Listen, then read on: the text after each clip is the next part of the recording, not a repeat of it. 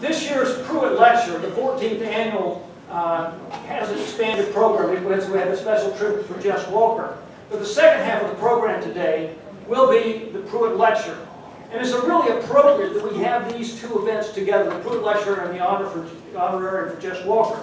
Evelyn Pruitt made a considerable donation to LSU that supports geographic scholarship by women. With the help of the LSU Foundation, the Department of Geography and Anthropology set up an endowment that will perpetually fund assistantship for female graduate students in geography. Since we launched that program in 2004, we supported 16 female graduate students. Most of them are either still in the program or have successfully completed their degrees, which is really a remarkable success record. And the link between Jess and Evelyn Pruitt goes way back. We've heard discussions about how the Office of Naval Research funded LSU geographers. Jess and Evelyn had a strong working relationship, and really it was through Jess's continued connections and working with Evelyn that really brought that substantial bequest to LSU. So we really owe this entire program of assistantships and the speaker series to Jess. And in fact, Jess was the one who suggested that let's don't just do assistantships, but let's have an endowed lecture series in Evelyn Pruitt's name. And we're here to allow you to participate in that today. And as with the assistantships, these speakers are always female geographers. Since Jess's passing, we've had a number of gifts from you and others in the LSU community who want to help us honor Jess's contribution. And we want to announce today that we will be establishing a major fundraising, we'll be launching a major fundraising drive to secure what we hope will be a parallel source of funding for graduate student assistantships in the Department of Geography and Anthropology. We have some information in the back if you want to make a contribution or have your name placed on a list, and we will communicate with you. But we really want to round up sufficient funds to have a parallel Jess Walker assistantship fund. And now we'll be moving to our featured speaker this afternoon, and Jill Trapinier, a climatologist in our department, will be introducing our Pruitt Lecture. Thank you very much, Craig Colton. It is my pleasure to be here today. Good afternoon, ladies and gentlemen. Every year, the Geography and Anthropology Department invites a renowned female geographer to come and take part in part of our Evelyn Pruitt Lecture Series. We choose this geographer because she provides scientific contributions of a great advancement to the discipline of geography, and this year holds no exception. Dr. Diane Horn visits us from the Department of Geography, Environment, and Development Studies from Birkbeck, University of London. Earning degrees in 3 different subjects, history, earth science, and geography, she considers herself a physical geographer interested in the modeling and management of coastal environments. She wrote her thesis at Oxford University on numerical modeling of shore normal sediment size variation on beaches. Her long-term standing research interests are in swashing beach groundwater, mixed sand and gravel beaches, flooding, particularly in the insurance industry, and the coastal adaptation to climate change. She's published in Nature Climate Change, Sedimentary Geology, Continental Shelf Research, and the Journal of Coastal Research, to name a few. She has been funded by the Royal Society, the Australian Research Council, the Royal Geographical Society, the UK Resource Centre for Women in Science, Engineering, and Technology, and I could continue. Currently, she's working on a comparative study of flood insurance provision in the UK and in the United States with Michael McShane of the Department of Finance at Old Dominion University as part of their climate change and sea level rise initiative. With all of these interests, it certainly sounds like she would fit quite well here in coastal Louisiana. And today, in fact, she will be speaking about one of our most pressing issues, coasts, the front line of climate change. Without further ado, it is my sincere pleasure to introduce to all of you Dr. Diane Horn.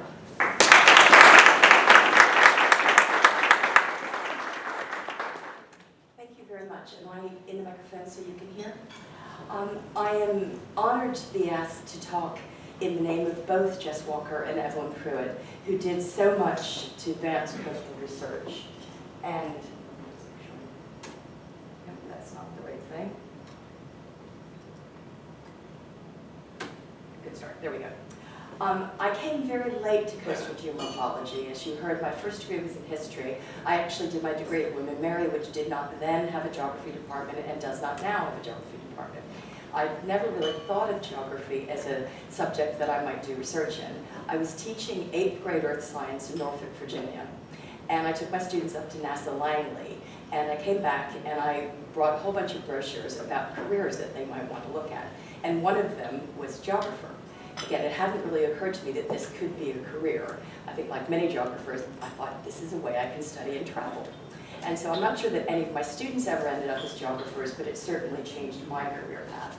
And it's surprising perhaps to think about this now, but when I was trying to decide what I wanted to do my PhD on, and actually Oxford calls it a DPhil, and you can probably guess from my accent I am not British. I grew up outside of Philadelphia and went over there to do my DPhil and ended up staying.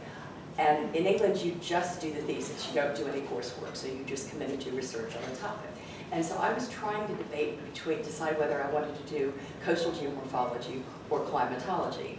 And at least at the time, I thought of these as two completely different subjects. It didn't even occur to me that climate change might have an impact on coasts. Now, of course, virtually everything that you hear when people talk about climate change, they talk about the most immediate and the most imminent effect of climate change is going to be rising sea levels and the effects on the coast. And I'm quite sure that if Jeff and Evan Pruitt were here right now, they would be leading the research on how climate change is going to affect our coast, and particularly the developed coast. This is the Gold Coast, surfer's paradise on the Queensland coast in Australia, and you can see that people are there because of the coast. My contact with Jess was mostly through the AAG meetings. In fact, I realized that the very first AAG that I went to was in 1991, when Jess received the first R.J. Russell Award. And as a nice symmetry, I was at the AAG in, sorry, I have to figure out how I really enter this one. There we go. I was at the AAG in New Orleans in 2003, and I took over from Klaus as the chair of the Coastal and Marine Specialty Group. And this was also the 25th anniversary of the meeting that Jesse organized in New Orleans on the Coast Under Stress meeting. And after that meeting, Jess actually gave a tribute to Evelyn Pruitt, which was followed by a reception. So I thought that was quite a nice sort of symmetry with this. It was my first time in New Orleans, and I was actually able to go afterwards on a field trip along the Gulf Coast, where we went down to the mouth of Mississippi, and then along most of the coast. I had to leave early. I didn't get as far as Pensacola. I had to get back to teach, but it was certainly my introduction to the areas that were later hammered by Katrina. And although I wasn't able to go to the AAG every year, I was also at the one in 2006 when Jess was awarded the AAG Lifetime Award, and I saw him last in Tampa in 2014 as well, too. The other link that I have with Jess is through London. So he and his family spent a year in London in 1970 on an ONR scholarship to develop contacts with European geomorphologists. And the press release when he was awarded the RGS medal was, according to this, that led him to become a lifelong Anglophile. He was certainly involved in organizing a series of conferences at King's College London, which is actually where I had my first academic job. And he was a co-founder of the International Association of Geomorphologists. Coincidentally, I hardly ever go to the RGS, but I was there in 2008 when Jess was awarded the Patrons Medal for the encouragement, development, and promotion of coastal geomorphology. And I've looked back over the list of all of the medalists. It's something like 25 pages. And you've seen already a list of some of the famous people. This is actually the RGS building in Kensington Gore in London, and a lot of them we've talked about, you've heard about already, but these are the people who've been given the Founders Medal. It's been awarded every year since 1839, other than 2 years during the Second World War, 1943 and 1944. And a roll call of famous people. A couple that you might not have heard of. Halford Mackinder was the professor of geography at Oxford, and in fact he was at Christ Church, the same college that I was at, and the Geography Society was known as the Halford Mackinder Society.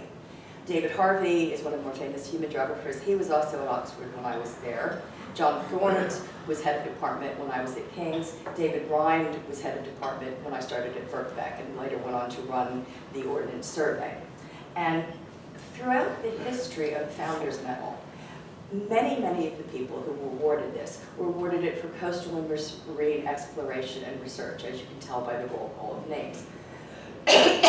However, from the 1980s, coastal geography was actually in decline in the UK. I was quite surprised when I went over as a research student how few departments had geographers. And almost every department that a geographer moved on from, they were not replaced by a coastal geographer.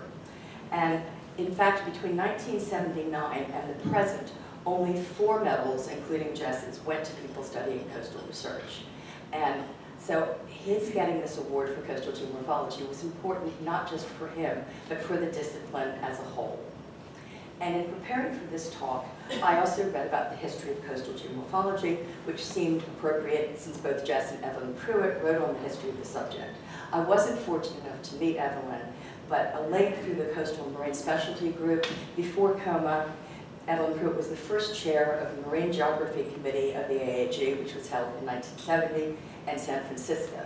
And certainly until I read Jess's In Memoriam and also Evelyn's article on the ONR and geography, I didn't realize just how much she had done to encourage the development of coastal geography and the quantitative revolution in geography, which then led to the sort of work that I was doing in process geography, process geomorphology. And in many ways, I think that my career has mirrored the way coastal geomorphology has evolved, from trying to understand detailed processes to more applied research, and laterally the impacts of climate change and the consideration of extreme events. This is actually a field experiment that I was involved in, involved in. This is Byron Bay on the east coast of Australia. I should point out that is actually sunrise rather than sunset. And my sort of first research that I did was I was very much trained in and focused on the process response approach to coastal geomorphology. And this is what my PhD supervisor called physics in the field. He started out as a physicist. I did not. In fact, if I had any idea that I was going to end up doing what I did, I would have paid a lot more attention in physics class when I was in school. But one of the things that sparked my interest in the processes of sediment transport of the beach was looking at a beach like this. Excuse me. These beaches are weird globally, but they're quite common in the UK, where you get, I'm trying to use the pointer here for a second, you get a fine, very fine sand low tide terrace, which is completely flat. Then it looks like there's almost, somebody's used a ruler, drawn a line, thank you. And then you have a very steep mixed sand and gravel beach. And when I was doing my PhD, I couldn't figure out why this happened. And eventually one of my friends, I can remember I was standing in a phone box, dropping 10p coins in, talking to a friend back in Oxford, and said, I can't figure this out. And he was a historian. He said, well, maybe that's what you should be doing your thesis on. So that was what I ended up doing my thesis on, trying to predict how this sediment distribution happened. It didn't work. In fact, when I published my first paper, Bill Carter, who was another famous coastal geomorphologist, was my examiner, and he said, publish this, say you tried it, it doesn't work, don't waste any more time on it. It was probably the easiest paper I've ever had published. And I realized that the reason it didn't work was that I was just looking at the waves, and that was when I had to start getting involved in swash and beach groundwater as well too. And so to explain the sort of sediment distribution, you really need to look at the interaction between the surface and the subsurface flows. And so that was how I got into swash. And I should point out that the Office of Naval Research funded an awful lot of the swash research in the US. Not mine, but all of us in the swash community benefited from ONR support. And we had a conference in 2004 where we tried to bring together everybody in the world who was working on swash. And then we had one in 2014 at the University of Delaware to see what we'd accomplished in 10 years. And probably the biggest difference was that we found that we had, in 2004, we weren't really thinking about extreme events. We were really looking at the run-up from extreme events as well, too. And I'll just say that one of the other pieces of research, I'm not going to talk about it today, but it seemed so appropriate I had to mention it, was that one of the things we're just starting to do now is to work with unmanned aerial systems. The beach that I'm showing here and in the previous slide is in Pevensey, which is on the south coast of the UK. It's actually where William the Conqueror came ashore in 1066. And it's a management issue with these beaches. And we've just started working with, this is a hexacopter there, and I think that the development of these unmanned aerial systems is going to significantly change the way geomorphology is carried out in the future. And I was absolutely thrilled when I was preparing for this talk to discover that Evelyn Pruitt was actually the person who coined the term remote sensing, which is what we all talk about now. And I also discovered that her 1979 paper on the ONR in geography was also prescient in noting that the earth sciences were in danger of being flooded with more data than could be sorted out and utilized, something which is even more the case today, and is certainly going to be the case as we begin to collect very high frequency geomorphological data from these unmanned aerial systems. And one of the summaries of Jess's work that I read said that his research was devoted to two different aspects of the coastal zone, as we've heard today: the examination of the physical processes that operate in the coastal zone and the human modification of coasts. And this is a USGS photograph, not mine of course, of the Colville River Delta. You can just see a little tent, perhaps. There we go. You can just see a little tent where they're camping out collecting data. And I can't say that I share Jess's love of the Arctic environment. I've only done field work on a beach with snow once. That was in Belgium, and I didn't like it very much at all. And the nature of my field work changed dramatically when I finally figured out how to get funding to work on warm beaches instead of cold beaches, hence the field work in Australia. However, I do feel like I followed in these footsteps to some extent on my research path, from studying the processes to focusing on the humans in the coastal zone. And so for the rest of this talk, I'm going to focus more on this second aspect of Jess's research, and I'm particularly going to concentrate on cities which are going to face increasing risk from sea level rise. And this is Ho Chi Minh City, and by 2030, the United Nations projections are that there will be 30 megacities with 10 million or more inhabitants. 20 of these are located on the coastline or within delta systems. Ho Chi Minh City, they estimate, will be 12 million by the end of the decade, and the combined population of these megacities is expected to be over 420 million. As I'm sure you all know, New Orleans is very high up on the list of cities at risk too. And again, I'm sure that both Jess and Evelyn will be recognizing that this is one of the biggest problems facing us today and in the future, and waving the flag for coastal scientists to take a lead on this. I first started thinking about adaptation to sea level rise when I read something saying that London was ahead of most other cities in its adaptation to climate change, and that this was something, an example that other cities should follow. And this started me thinking about what represents a good strategy for adaptation to sea level rise or increased flood risk. And one of the other things that's informed my thinking is that recently I've been working on a project with Arup, which is a global engineering and consultancy firm. And what we were doing is we're developing what they call a toolkit for advice for sea level rise, so that people in Arup's offices around the world will be able to provide advice to cities which are facing massive flood risks as sea level rises, and give them advice on what they might do. And my part of the work has been looking at possible adaptation mechanisms, what they might do. Once you know that you've got a problem, when you're likely to have a problem, where that problem is going to be, what are your options. And very few cities are able to protect everything, either because of funding, or because of the nature of the coastline, or the nature of the flood risk, or because it is amenable to being controlled by engineering structures, or because the political situation, the complexity of building a major barrier is just not going to happen. Even cities with major flood barriers, this is the Thames Barrier in London, are not going to be able to rely solely on them, and are going to need to consider other options as well too. And I would argue that flood barriers like this are most effective as a comprehensive part of a comprehensive strategy to prevent flooding that comprises a variety of adaptation measures. And I will here be talking more generally about flooding in this talk, not just coastal flooding. And many cities are already considering a range of innovative options. This is the three options that are normally considered are protect, accommodate, or retreat. Basically, build something to stop the water from getting in if you can, live with the water or move away from the water. And for most cities, it's going to be a combination of these. It's not going to be just one. And one of the good examples of this is Rotterdam. This is what they call a water plaza. And what you can see here is that this is a public space most of the time, but it's designed to hold water when there's heavy rainfall. And part of the Dutch program of making space for water, they've also designed things like parking garages that can act as a flood basin during heavy flood events. And they're adopting very innovative ways to live with water. And that's probably going to be the future for most cities. There's really not very many examples of places that have retreated completely.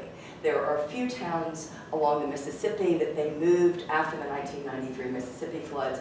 We don't have any major examples of a major city retreating.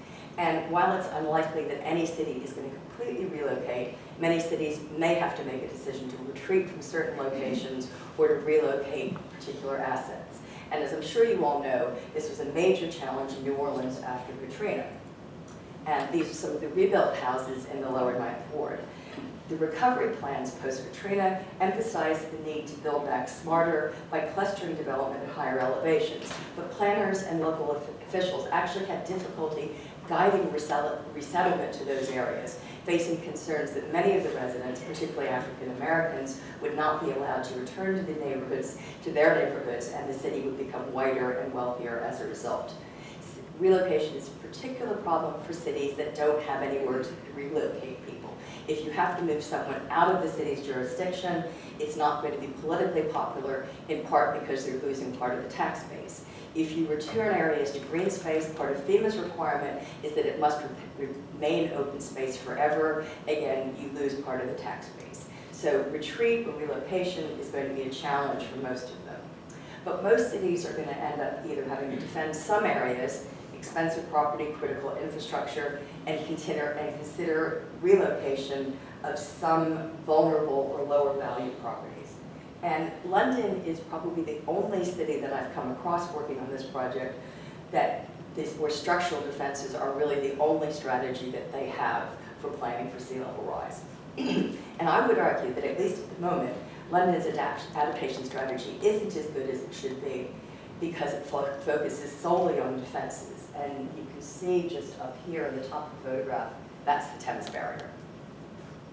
And the biggest lessons, I think, to be learned from London lie not in the Thames Barrier itself, although I am going to talk about the Thames Barrier quite a bit, but in the policy framework that surrounds it. Although such a large and visible infrastructure project has undeniable political appeal, it's effective only as part of a wider strategy to prevent flooding that comprises a variety of adaptation measures. Now, I'm going to start by briefly describing the geography of London. Obviously, London sits on the Thames. The Thames is actually an estuary for quite a long way inland. It's inland as far as Teddington, which is the red dot just down here. So about 88 kilometers from the mouth of the estuary, the Thames is still tidal. The tidal range at Tower Bridge at the beginning of central London is 6.6 meters. All of southeast England is sinking due to isostatic rebound as it recovers from the last ice age. London itself is sinking more due to the extraction of groundwater. It basically sits on a thick clay lid, a geological basin covered with a thick clay lid with gravel, sand, and chalk below the clay. As they extract groundwater, the clay shrinks. And in fact, since they built St. Paul's in the late 17th century, they've estimated that London has settled by about 20 centimeters. So sea level is rising faster in London than anywhere else in the country. This is not a real photograph, I should point out. This was part of the publicity campaign when they were starting to think about the Thames Barrier. But what we know is that sea level is rising faster in the Thames estuary than anywhere else in the UK, something like 8 millimeters a year by the middle of this century. London, of course, has a long history of flooding, although that photograph isn't real. I'll just point out some of the locations here. So these are the London boroughs. This is Westminster. I live about here, Birkbeck's about there, and you can see the Thames sort of runs through most of London. This is the area that is considered at risk from the 1 in 100 flood. So again, central London is around here, and these are all the major tributaries running into the Thames. And London has a very long history of flooding. I won't read out all the dates, but we know going back as far as the Anglo-Saxon chronicles that London has flooded. 1928 was actually the last time that London flooded. 14 people drowned in basement flats in Westminster, Hammersmith, and Fulham. And this shows you the extent of the 1923 floods. And if you look very closely, this is the Houses of Parliament. Westminster Abbey just escaped flooding. But London is certainly at risk of almost every type of flood. Tidal flooding, storm surge, river flooding from the Thames and the 12 major tributaries that run into the Thames, fluvial flooding from heavy rainfall, surface runoff, groundwater, and what they refer to as disconnected flooding from sewers and drains. The one type of flood that we probably don't have to worry about anymore is beer. But on the 17th of October, 1814, the London beer flood inundated the St. Giles district as vats of beers ruptured, sending more than 320,000 gallons of liquid into the street. Up to 9 people were recorded killed. The wave of beer destroyed 2 homes and crumbled the wall of the Tavistock Arms pub, which is just around the corner from my department, which is on Tavistock Square. A torrent of porter, I think dark beer, almost 15 feet high, rushed through the narrow lanes of the surrounding neighborhood and swept away almost everything in its path, swooping from what's now Tottenham Court Road through the slums of St. Giles. And if you've ever seen any of Hogarth's drawings of Gin Lane, that's what the area that he was drawing. And that was all removed when they built New Oxford Street.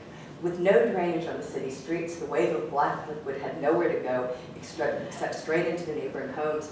Residents jumped on top of tables and furniture to save themselves drowning as the beer inundated the houses. Most of the dead were women and children because the men were at work. Otherwise, the death toll would have been higher. And the stench of beer persisted in the area for months afterwards. Oddly enough, there are no contemporary records of people getting out there and trying to drink the beer, which probably would happen now. And of course, London's risk is only going to get worse with sea level rise. The predicted sea level rise by the end of the century is anywhere from 0.21 to 0.68 meters, and something like 15% of the properties in London are in the floodplain. Just over 500,000 properties and over 1 million people, they're at risk from river flooding, tidal flooding, surface water flooding, or all of them. And of course, it's not just residential property at risk. London is vulnerable because of the concentration of residential and commercial buildings and infrastructure and historic buildings. This is actually a map from one of the river ferry companies that takes tourists along the river, and you can see the range of major properties that are right on the river. So major art collections, both the Tate Modern and the Tate Britain, Somerset House, the Hayward Gallery, the Houses of Parliament, the Tower of London, the National Theatre, the London Eye, St. Paul's, City Hall, Kew Gardens, City Airport, the Royal Festival Hall, number 10 Downing Street, the Ministry of Defense, and the MI6 building all sit along the Thames. And this is an out-of-date photograph, but you can see here's the Houses of Parliament literally right on the river, and Westminster Abbey just behind. And this, again, is not completely up to date. This is the Environment Agency's assessment of what's at risk in central London should there be a major storm surge, major flood. And they point out that there are 400 schools, 16 hospitals, 51 main line railway sites, 68 underground stations, 8 power stations, more than 1,000 electricity substations. The organization that would be hit the most by a comparatively small flow is the London Underground.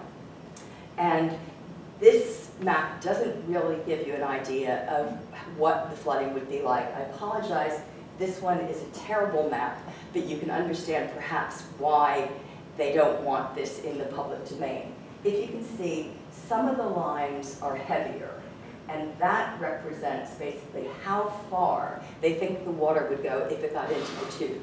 So basically, if the Thames barrier were breached or overtopped, there's nothing to stop the water getting into the tube, and it's going to run downhill to its furthest extent. And they estimate that Up to 70 stations might be flooded. They couldn't really be protected, and they might resume limited operation in a month or so, but full recovery could take up to a year. We already see examples of underground stations being flooded normally by heavy rainfall. And it really doesn't bear thinking about what would happen to public transport in London if most of the underground system in central London were out of action for a year. Slightly worryingly, the Environment Agency did a public perception study a few years ago, and they asked people what they would do if they heard that the Thames barrier had failed. And more than 60% of people said that they would go down into the tube. Now, I don't know if this is a folk memory of World War II, but they are not in danger of German bombs now, and I figured that if my students learn nothing else in my class, they should learn that if the Thames barrier ever fails, they should walk home and not try to take the tube. Of course, the increase in water level isn't the only reason that London's flood risk is increasing. The other problem is that increased development on the floodplain has the capacity to alter flood risk significantly. And here I have to say a little bit moving into planning and housing policy, because of course there's significant pressure for new housing, particularly in Southeast England and in the London area. So this is looking, basically, this is the south bank of the Thames, here's St. Paul's, this is the Shard, which is the newest, tallest building in London, and here we have the City of London and bigger buildings, there's the Tower Bridge. So there's not much space in central London. Central London is phenomenally expensive now. I think it's probably the most expensive city in the world. And there's a need for new housing, and the Thames Estuary has been identified as the place where they're going to do it. There are no national regulations to prevent developers from building homes on floodplains. The developers don't have to bear any of the subsequent risk should the houses flood. And planning policy is under the control of a different ministry than flood risk. The Environment Agency is a statutory consultee. They have to be consulted, but developers don't have to, or local councils don't have to abide by their advice. In the period that you see here, between 2002 and 2012, that was supposed to be when higher insurance premiums for new development would have meant that development on the floodplain became uneconomical. And this was produced in 2012 from the Committee on Climate Change, and you can see that development on the floodplain in England increased by 12% in that period, when development outside the floodplain only increased by 7%. So we are not reducing development on the floodplain, and in fact, there is no evidence that risk-based insurance premiums since 2009 has slowed the rate of building on floodplain. I was absolutely thrilled when I found this particular photograph. You'll notice Wimpy is one of the biggest home building companies in the country, and you can see that they won 4 awards 4 years in a row, and then the 5th year, their new development was underwater. So we are going to have to face the problems with building on the floodplain. The current government has decided that 200,000 new homes need to be built by 2020, and they claim that this can be done by accelerating development on brownfield sites, on previously developed sites. And this is an aerial photograph of a number of brownfield sites to the east of the Thames barrier, so on the unprotected side of the barrier. And they have also set out planning reforms to give an effective presumption in favor of development on brownfield sites. So basically, what they're saying is that if a developer applies to build on a brownfield site, they have got permission pre-approved. What that means is that the local councils will not be allowed to refuse to give planning permission for properties which are built on brownfield sites. Now, 10 years ago, the Association of British Insurers argued that many brownfield sites are on the floodplain and that their redevelopment could significantly increase flood risk. Nowhere in any of the commentary have I read any mention of flood risk to these new properties. There is a discussion about contaminated land, but not about flood risk. And this is going to be particularly an issue as London spreads east, because within the Thames Estuary, as you can imagine, everything is floodplain. And the government has just announced the housing bill. There are going to be 20 new housing zones in London. I put it in quotation marks because there is actually no planning definition of this. This is coming from the Treasury. But basically, these housing zones are ones where all unnecessary planning restrictions have been removed and building will go ahead. And according to the Environment Agency, the whole of the Thames estuary is protected to the same standard as central London, protected against the 1 in 1,000-year flood. Now, I don't know about you, but I don't think that particular location is going to be safe if the 1 in 1,000-year flood comes along. And estimates suggest that a single flood in London could cause more than £80 billion worth of damage, which is about $115 billion worth of damage. And this could severely test the capacity of the global reinsurance market to absorb risk. And as you can imagine, the insurance companies and even more the reinsurers are very concerned about climate change. That's one of the reasons that they've funded the research that I and other people are doing, because they're already paying out. The reason that the government isn't concerned about the potential risk to central London, and this is the same area that I showed you just looking from the other direction. Again, here you can see Tower Bridge, there's the Shard, that's the BT Tower, the British Telecom Tower, that's City Hall, that's Wembley Stadium in the background. The reason that they're not worried, is they say they are relaxed, is because of the Thames Barrier. The barrier was built in response to the 1953 storm surge, and it was the 1 in 500-year event. This is in East Anglia in Norfolk. 307 people were killed in the UK, 1,835 people were killed in the Netherlands. The damage was about 40 to 50 million pounds in 1953 prices in the UK, about 5 billion at current prices, that eventually led to the building of both the Thames Barrier and the Dutch Delta Works. London was actually quite lucky in 1953 because the surge hit 3 hours before high tide. The Netherlands was not as lucky. The shape of the North Sea and the timing of the surge meant that there was much more damage in the Netherlands. This is the Houses of Parliament where they had sandbags piled up just in case it did. There was some small amounts of localized flooding, but overall, London had a lucky escape in 1953. So after 1953, the government appointed a committee to study the flood dangers. They recommended that some sort of structure be constructed across the Thames. There were many schemes that were suggested. There were actually 41 proposals for 6 different sites. They decided that it was too difficult at first, and so they went off and built the M1 motorway instead.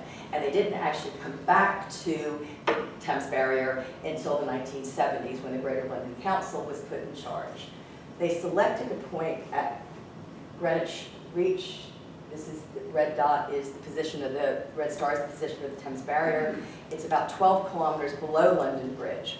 Associated with it, they also had to raise defenses both upstream and downstream. So there are also other barriers and embankments and walls and a couple of small barriers on some of the tributaries.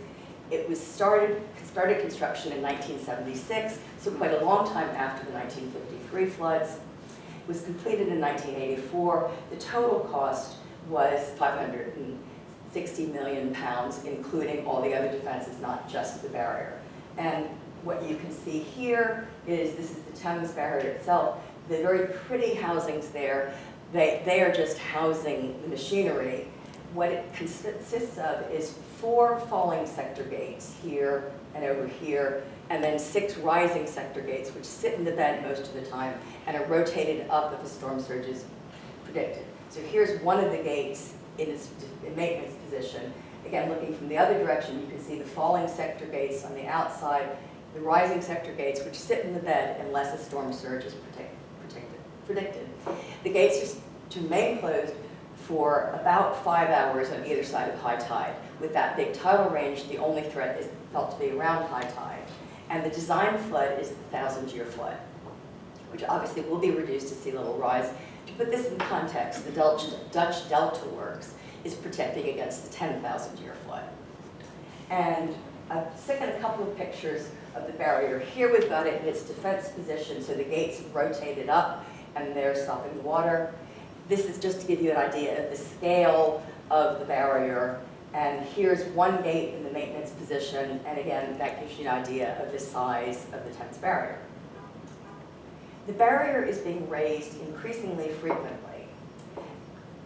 most recent figure I've been able to find is that there have been 175 closures since it was built. About half of them to protect against river flooding and half of them to protect against tidal flooding. The Environment Agency estimates that by the end of this century, the Thames Barrier is going to need to close 200 times a year. And they've set an operational limit of 50 closures in 1 year. And what they mean by that is that if you had an extreme year, they would not want to close it more than 50 times in that year, basically stopping machinery from wearing out. However, they expected that 50-year operational limit to be reached in about 2035.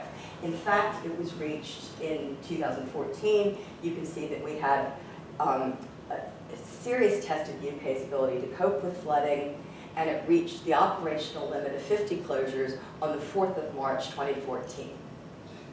The only 9 of the closures were for tidal flooding, and the Thames Barrier was effective. The central London didn't flood. This was the area of the Thames that flooded. It got close to London, but because they closed the barrier, central London itself didn't flood. And the Environment Agency actually described these record closures as a blip, and they're still forecasting that a replacement isn't needed until 2070. So the view is at this point that it can't happen again. The winter of 2013-14 was actually quite challenging. In December 2013, they had the largest storm surge since 1953. This is what remained of the railway between Plymouth and the rest of the country. Timoth, in the good days, it was a beautiful train trip because you went right along the beach. Obviously, it was not quite so good in the storm surge. It was not just coastal flooding. This is in Cornwall. Here you can see the storm surge coming right down one of the villages in the street. But there was also significant river flooding in January of 2014, and in fact, it was the wettest winter since the Met Office began collecting records in 1766.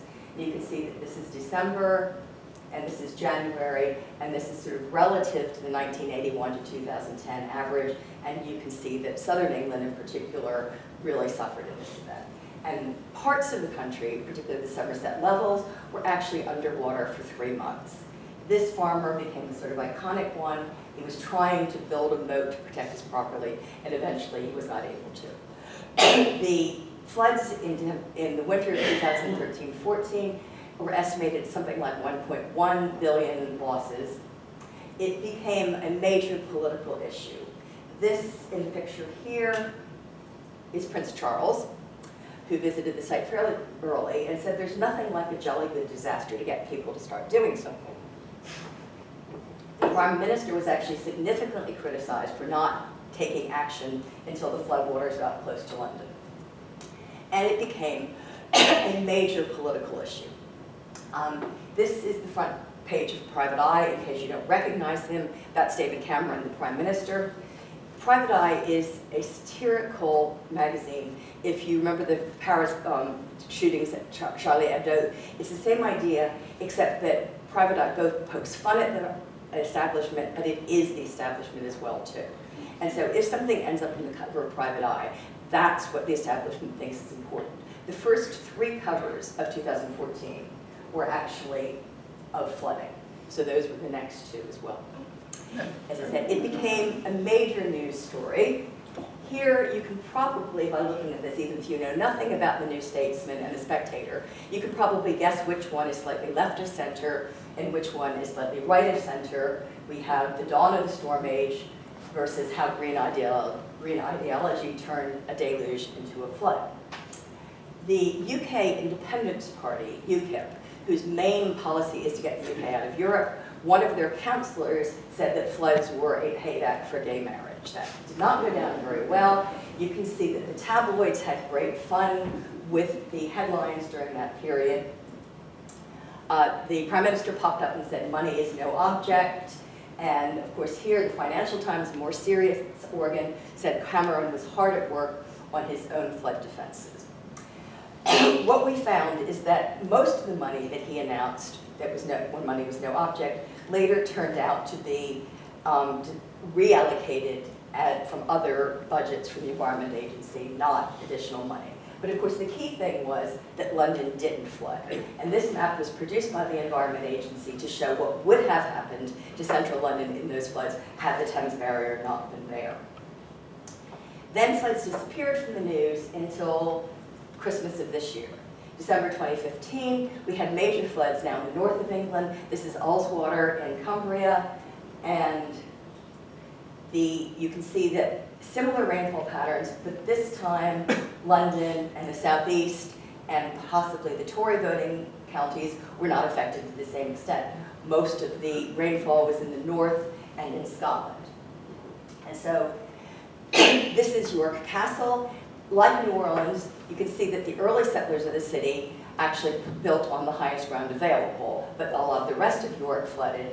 And although it didn't make the news as much because the media is concentrated in London, there were certainly some discussion about the fact that the flood cuts to the flood defense funding was responsible for some of the worst of the flooding, and there was a lot of media that drew attention to this. And some of the feeling was that the north of England, because this was the north of England, the government wasn't interested, where if London were at risk, they would find the money. And I would argue that they're not prepared to spend money on London flood risk either. So a few years ago, the Environment Agency did a report, which was called the Thames Estuary 2100 report, where they looked at the future of the Thames Estuary for the rest of this century. And they looked at adaptation pathways, climate scenarios, structural options, and most importantly, value for money.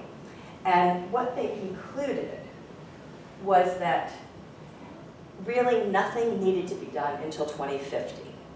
That it was the first decision point when these adaptation pathways diverged, and that improvement of the defense standards now is not cost effective until climate and socioeconomic change create additional risk from about 2050.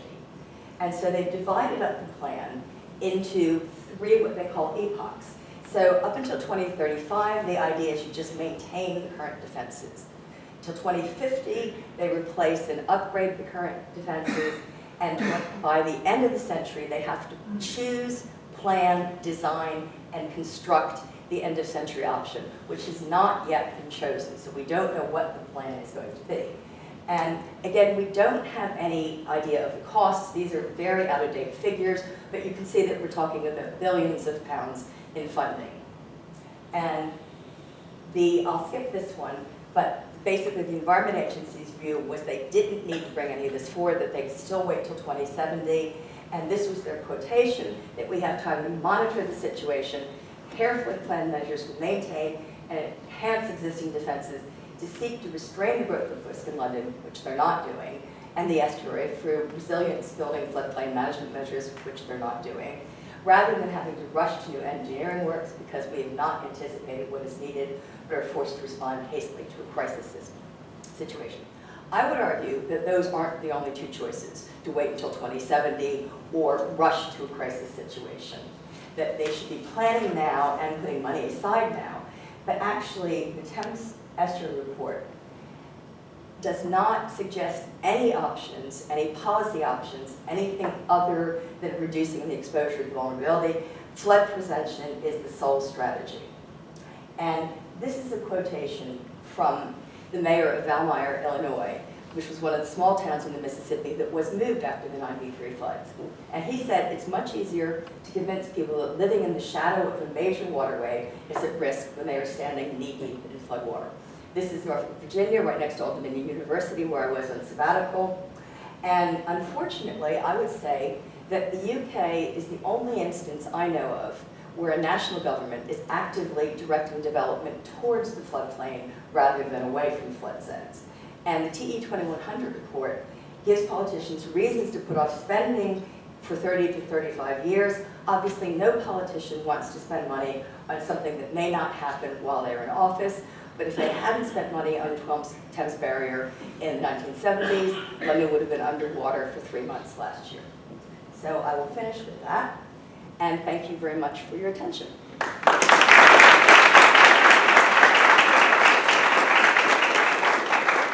Thank you very much, Diane. Let's take maybe a question or two. We have to be out of here by 5. which is the reason I've been pushing things along. We have a nice reception. I want to have time for all these things to take place. We can have a couple of quick questions, and then we can carry the conversation forward over drinks. Can you envision a change scenario and why? I think it would take one of two things. If there were a change of government that was prepared to invest in the future, but I'm not sure that I've seen any politicians with that sort of courage. Otherwise, what I fear it's going to take is either a major flood or the insurance companies refusing to offer insurance to these new properties. And we're about to move into a new insurance scheme that was supposed to have started last year that now they're saying is starting in April of this year. And so if I had to guess, I would say that this is going to be driven by the insurance companies, not the government. It may work out well, but obviously these are private companies that are in it to make money, not to do what's best for the country. An almost trivial question, I guess, but it seems as though that you're suggesting that what we're really going to have to settle for is having the Thames, a much wider river in the center of London. I think what will happen is that they will eventually do something. I mean, they're already saying at the moment they could take the Thames, and instead of having the gate in a barrier position like that, they could rotate it into the underspill position and get a little bit more protection. I think that they are going to leave it for future governments, and at some point somebody will realize that if they don't spend the money, they're going to be paying a lot more out. We're seeing that right now. If you look at the newspapers in the UK, they're paying out a lot more money than they would have if they had funded the flood defenses in Leeds and York and some of the places that flooded. Thank you very much, Diane.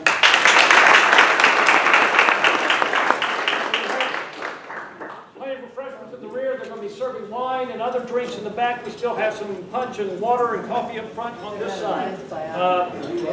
Please feel free to address additional questions to Diane.